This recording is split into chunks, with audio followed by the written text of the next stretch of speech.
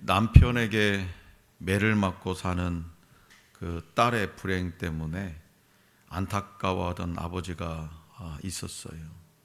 사랑하는 딸이 사위에게 폭행을 당했다는 소식을 들을 때마다 친정아버지의 마음은 갈기갈기 찢어졌습니다. 어느 날 딸의 집을 방문한 아버지는 아주 강한 어조로 딸에게 말해요. 오늘 밤 내가 네 남편을 죽일 작정이다. 네가 그놈의 손에서 벗어나 행복하게만 된다면 아빠는 감옥에 들어가도 좋다. 그녀는 아버지의 품에 안겨 통곡하며 울었습니다. 이것이 바로 자식을 향한 부모의 마음이죠. 이스라엘 백성을 향한 하나님의 마음도 같았습니다.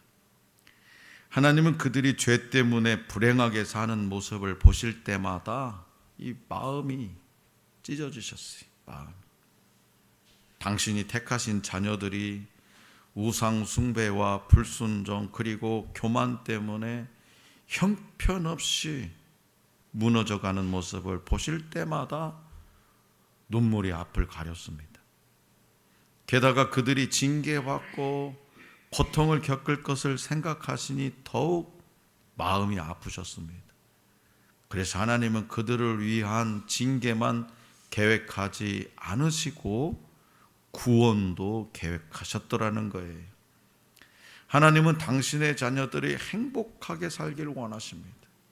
하나님이 주신 행복을 죄와 사탄에게 빼앗기지 않고 복을 누리며 살기를 원하세요. 그리고 고통은 항상 하나님의 고통이요, 우리의 행복은 하나님의 행복입니다. 그렇기 때문에 하나님의 자녀인 저와 여러분들이 하늘 아버지와 좋은 관계를 가지고 행복하게 사는 것, 그 자체가 그분을 기쁘시게 해드리는 겁니다.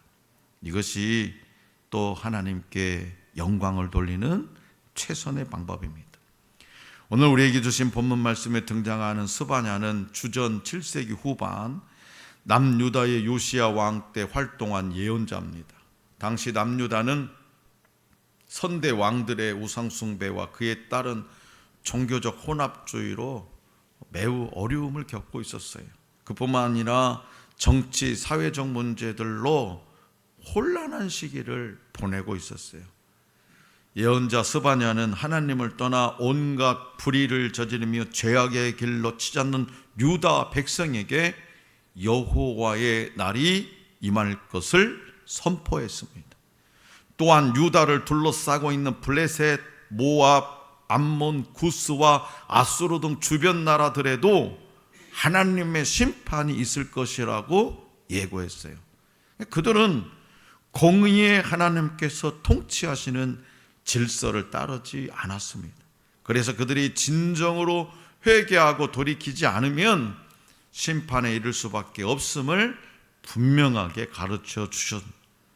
한편 하나님께서는 예언자 스바냐를 통해서 당신이 이루실 희망의 메시지도 선포하셨습니다.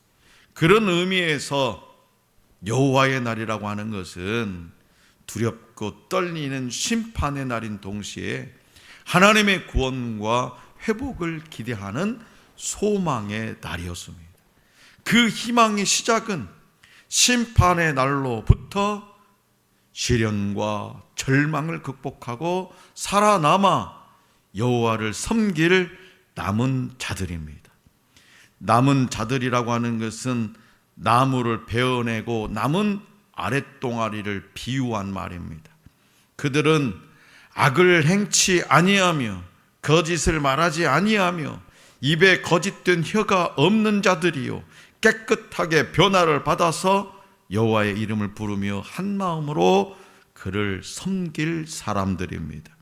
자, 그렇다면 소망이 없고 이 어두운 시대를 살아가는 저와 여러분들에게 하나님이 바라시는 기대는 무엇일까요? 본문 말씀을 통해 들려주시는 하나님의 음성에 귀를 기울여 볼 수 있기를 원합니다.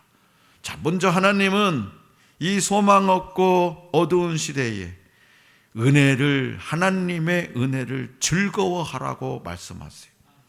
오늘 우리에게 주신 본문 말씀 14절입니다. 다 같이 받들어 읽겠습니다. 14절 시작.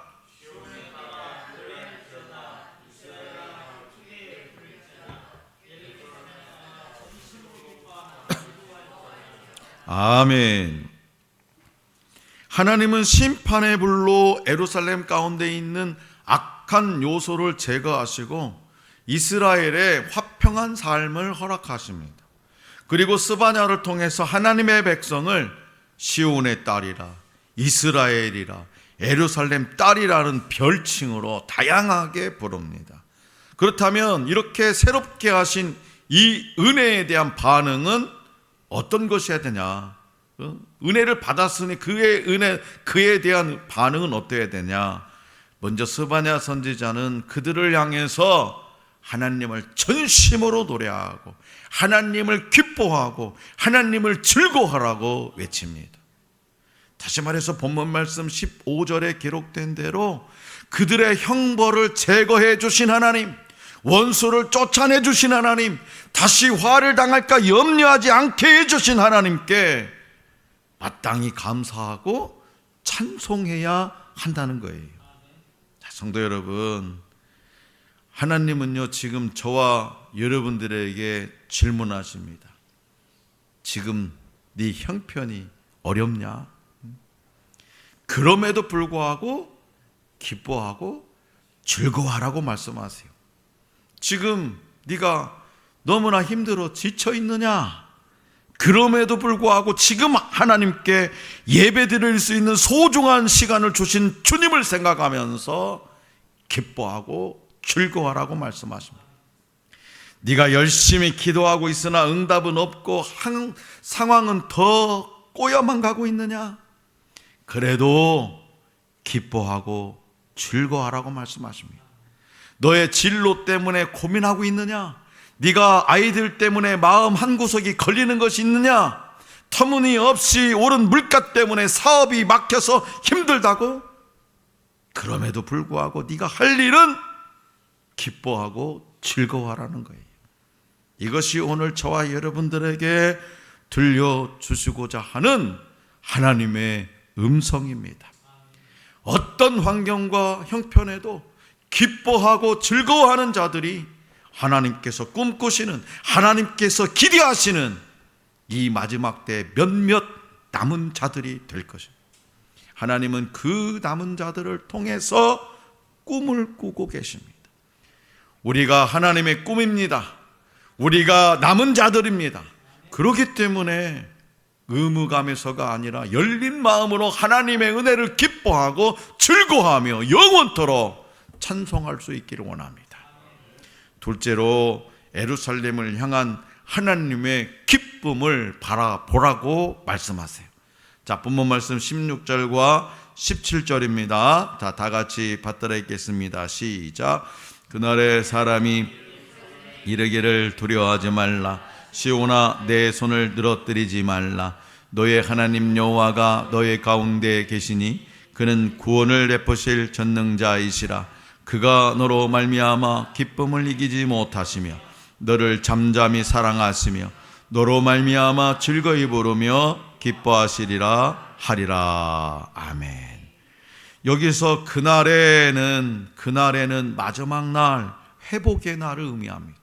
스바냐 선지자는 그날에 하나님의 백성은 두려워하지 말고 손을 늘어뜨리는 것 같은 행동을 보이지 말라고 권면합니다. 그 이유를 17절에서 전하고 있습니다. 하나님이 오늘 우리와 함께 계시기 때문입니다. 스바냐 시대 이스라엘은 손을 늘어뜨린 자들이었습니다. 손을 늘어뜨린다라는 말의 히브리어 라파는 저물다라는 뜻이에요. 저물다라는 것은 포기하는 것을 의미합니다.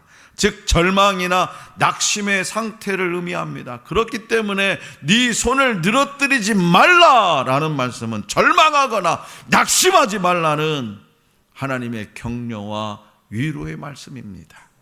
하나님의 사람 모세도요, 다윗도요, 엘리야도요, 그리고 헤아릴 수 없는 수많은 많은 믿음의 사람들도 그들의 손을 늘어뜨리고 절망하고 낙심할 때가 있었어요. 그러나 그들은 끝내 하나님을 기뻐하고 즐거워하는 자가 되었습니다. 이 시간 하나님은 저와 여러분들에게도 기운을 내라고, 용기를 내라고, 힘을 내라고 말씀하십니다. 왜 기가 죽었습니까? 우리 교회가 이렇게 성도 수가 적어서 기가 죽습니까? 그러나 건물은 엄청 큽니다. 우리가 아무리 짜게 계산해 봐도 우리는 이런 사람들이, 자, 요한복음 1장 12절입니다. 앞에부터 시작. 영접하는 자 곧 그 이름을 믿는 자들에게는 하나님의 자녀가 되는 권세를 주셨으니 아멘. 아무리 짜게 계산을 해봐도 우리는 하나님의 자녀라는 거예요. 전능하신 하나님의 자녀, 우주 만물의 통치자 되시는 그 하나님의 자녀라는 거예요. 하늘 백성이라는 거예요. 성령의 사람들이라는 거예요. 그래서 우리가 믿고 의지하는 하나님은 멀리 하늘에만 계신 분이 아니고 바로 우리 가운데 가까이 계셔서 우리의 기도를 들으시는 분입니다. 하나님은 영이시기 때문에 우리는 눈으로 직접 볼 수는 없지만 늘 우리와 함께 우리 가운데 계시며 우리를 사랑하시되, 어떻게 사랑하신다고요? 17절에 잠잠히 사랑하시는 분입니다. 무슨 말입니까? 소리 없이 우리를 사랑하시는 분이. 오늘 우리가 기죽지 말고 오히려 기운을 내야 할 이유가 바로 거기에 있어요. 잠잠히 소리 없이 우리를 한없이 사랑하신 그가 너로 말미암아 기쁨을 이기지 못하심. 너를 잠잠히 사랑하시며 너로 말미암아 즐거이 부르며 기뻐하시리라. 17절 말씀 좀 띄워주세요. 이 부분.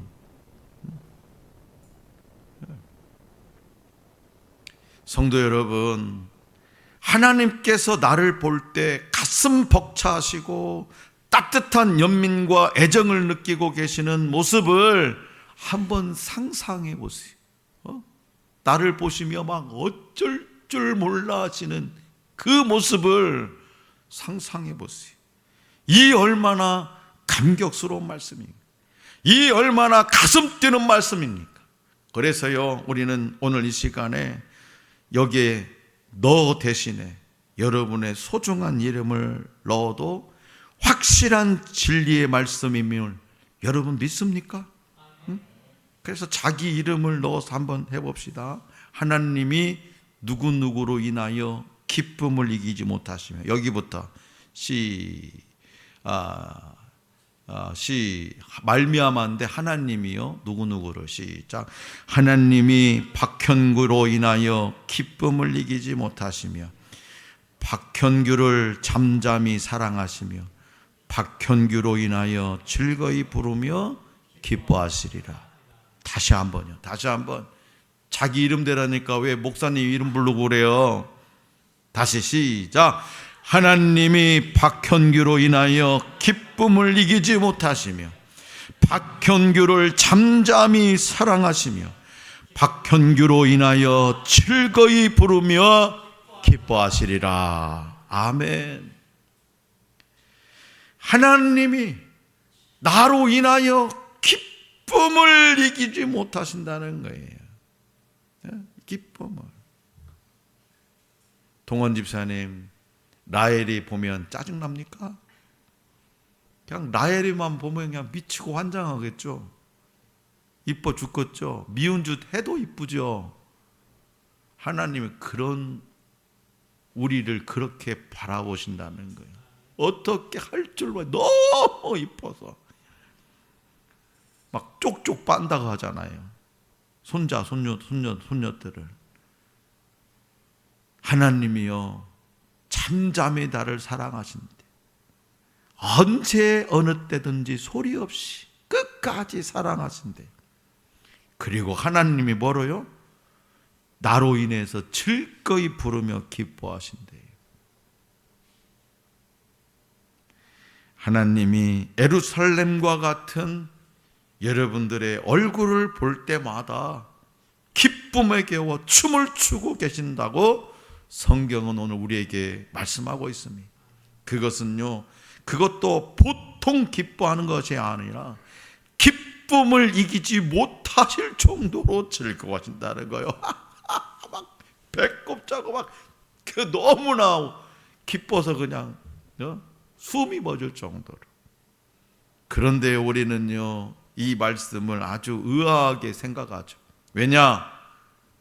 내 자신이 아무리 잘 봐주려고 해도 하나님 앞에 별 볼 일 없기 때문에 정말 우리는 별 볼 일 없는 자들입니다. 하나님의 형상으로 지음을 받았음에도 불구하고 생각하고 말하는 것을 보면 믿지 않는 사람들과 별로 구별된 것이 없어요. 나은 것도 없습니다. 너무나 쉽게 화를 냅니다. 이기심으로 가득 차 있습니다. 한치 앞도 모르면서도 인생의 모든 것을 아는 것처럼 교만하고 자신의 기준으로 남을 판단하고 정죄합니다. 그뿐만 아니라 우리가 하나님 앞에 자신 있게 내놓을 만한 것이 무엇이 있습니까? 그런데 무엇 때문에 하나님께서는 나같이 보잘것없고 연약한 것을 보고 기쁨을 이기지 못하신다고 말씀하시는 것일까? 그것은 바로 저와 여러분들을 아무 조건 없이 죽기까지 사랑하시기 때문에. 자, 그렇다면 여러분들은 하나님의 사랑에 어떻게 반응하고 있습니까? 어떻게? 하나님을 바라보며 기쁨을 주체하지 못하십니까? 잠잠히 사랑하고 즐거이 부르고 기뻐합니까? 하나님 앞에 그런 사랑을 받았다면 그에 반응을 해야 될 거 아닙니까? 요한일서 4장 8절은 우리에게 이렇게 전하고 있습니다. 시작. 사랑하지 아니하는 자는 하나님을 알지 못하나니 이는 하나님은 사랑이심이라. 아멘. 사랑을 모르면 하나님을 모르는 거래요. 여러분, 나 하나님 몰라. 사랑하지 않기 때문입니다. 하나님의 사랑은요, 초막을 궁궐보다 더 행복하게 만들고, 하나님의 사랑은요, 지옥을 천국으로 변하게 합니다. 우리를 사랑하시는 하나님의 모습에서 하나님을 사랑하는 방법을 오늘 저와 여러분들도 잘 배워서 그 하나님의 사랑에 반응할 수 있기를 원합니다. 마지막으로 하나님은 이스라엘의 회복과 영광에 대한 약속을 기억하라고 말씀하세요. 자, 본문 말씀 18절에서 20절을 다 같이 받들어 읽겠습니다. 시작. 내가 절기로 말미암아 근심하는 자들을 모으리니 내게 속한 자다 그들에게 지워진 짐이 치욕이 되었느니라. 그때 내가 너를 괴롭게 하는 자를 다 벌하고 저는 자를 구원하며 쫓겨난 자를 모으며 온 세상에서 수욕받는 자에게 칭찬과 명성을 얻게 하리라. 내가 그때 너희를 이끌고 그때 너희를 모을지라. 내가 너희 목전에서 너희의 사로잡힘을 돌이킬 때에 너희에게 천하 만민 가운데서 명성과 칭찬을 얻게 하리라. 여호와의 말이니라. 아멘. 이 말씀에서 하나님은 예루살렘이 당한 치욕 때문에 절기, 즉 명절을 지키러 나오지 못하고 그것을 무거운 짐으로 여기며 근심하는 사람들에게 마음껏 절기, 명절을 지킬 수 있게 하시겠다고 약속하셨어요. 또한 저는 자를 구원하고 쫓겨난 자를 모으며 수욕받는 자로 칭찬과 명성을 얻게 하시고 포로로 사로잡혀간 사람들을 직접 이끄셔서 명성과 칭찬을 들으며 다시 예루살렘으로 돌아오게 하시겠다고 약속하십니다. 고향으로 돌아오게 하시겠다고 약속하십니다. 명성과 칭찬은 여호와의 날이 지나간 뒤에 보게 될 영광스러운 모습입니다. 하나님은 예루살렘만이 아니라 이 땅에서 고통받는 모든 하나님의 백성에게 동일한 회복과 영광을 허락하십니다. 저와 여러분들도 이러한 영광에 동참할 수 있게 되기를 기도해야 됩니다. 그날을 사모하며 믿음의 삶을 살아야 됩니다. 예루살렘을 향한 하나님의 은혜와 약속은 우리가 상상하지 못했던 놀라운 것입니다. 이것은 예루살렘만이 아니라 하나님의 백성인 오늘 우리 모두를 향한 약속이요 은혜이기도 합니다. 저와 여러분들에게 이 약속을 기억하라고 말씀하십니다. 우리가 이러한 영광의 주인공이 될 것이라고 말씀하십니다. 사랑하는 성도 여러분, 이번 29일 금요일은 추석입니다. 추석은 5세기 송나라 배인이라는 사람이 쓴 사기 집회의 추석월에서 나온 말이 추석월. 천자가 가을 저녁에 달에게 제사한다라는 뜻이에요. 추석월이 천자가 가을 저녁에 달에게 제사한다. 반면에 또 다른 말이 있죠. 추석을 뭐라 해요?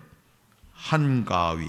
한가위는 크다라는 뜻의 한, 가운데라는 뜻의 가위가 합쳐진 우리말이에요. 8월 한가운데 큰 날이라는 뜻이에요. 8월 한가운데 큰 날. 그럼 말밑이 무슨 뜻이에요? 말밑? 어른들은 잘 몰라. 이런 말을 안 써봐. 말밑, 어원이라는 뜻이죠. 말의 어원. 예? 말의 어원은 알죠? 그 말밑이 불분명한 추석보다는 한가위라고 부르는 것이 좋겠다라는 겁니다. 자, 그러면 한가위에 해당하는 성경 절기는 뭐냐? 한가위에 해당하는 성경 절기는 초막절입니다. 이스라엘 사람들은 일주일 동안 들판에 초막을 치고 지내요. 지금도 마찬가지입니다. 들판이 없으면 마당에다가 이 초막을 치고 지냅니다. 이 절기, 즉 명절을 지켰는데, 이 명절을 지켰는데 한가위 같은 명절을 지켰는데 이때 두 가지 감사를 드렸어요. 하나는 출애굽해서 광야에서 초막 생활을 했던 역사를 기억하며 약속의 땅으로 인도해 주신 하나님께 감사. 또 하나는 거둔 곡식을 초막에 저장하며 한 해 동안 지켜주신 하나님께 감사하는 일입니다. 이처럼 명절은요, 감사의 고백이 있는 날이 되어야 됩니다. 생명을 주신 하나님, 지금 여기까지 인도하신 하나님의 은혜에 온 가족이 감사로 제사를 드리는 날이 되어야 돼요. 제사라고 하니까 진짜 막 상표 놓고 과일 차려놓고 이거 아닙니다. 예배 드리라 됩니다. 또한 한 해 동안 수고하고 땀 흘린 열매를 거두어 드릴 때 우리에게도 회복과 은혜의 풍성함이 있어야 되는 거죠. 과거와 현재 그리고 미래에 이르기까지 온 가족이 하나님 은혜의 잔치 안에서 살아갈 수 있기를 기도해야 됩니다. 한여름 장마와 태풍을 견뎌내고 살아남은 곡식들처럼 우리도 시련과 고통의 문제들을 이겨낸 신실한 믿음의 사람, 남은 자로서 하나님의 기쁨이 되기를 소망해야 돼요. 그리고 기억하십시오. 하나님은 언제나 우리를 기대하신다는 것을. 그러므로 어떤 환경과 형편에도 하나님의 은혜를 기뻐하고 즐거워하여 하나님이 기대하시는 이 시대의 남은 자들이, 몇몇 안 되는 남은 자들이 반드시 되시기 바랍니다. 우리 가족을 사랑하시는 하나님을 바라보며 하나님을 잠잠히 사랑하는 가정이 여러분의 가정이 되시기 바랍니다. 오늘 우리의 삶이 어둡고 고통스러울지라도 때가 되면 우리 가족을 회복시켜 높여주시는 하나님의 은혜에 감격하고 기쁨으로 찬양드리는 삶으로 하나님을 기대하는, 또 하나님이 기대하시는 한가위 명절이 되시기를 간절히 기원합니다.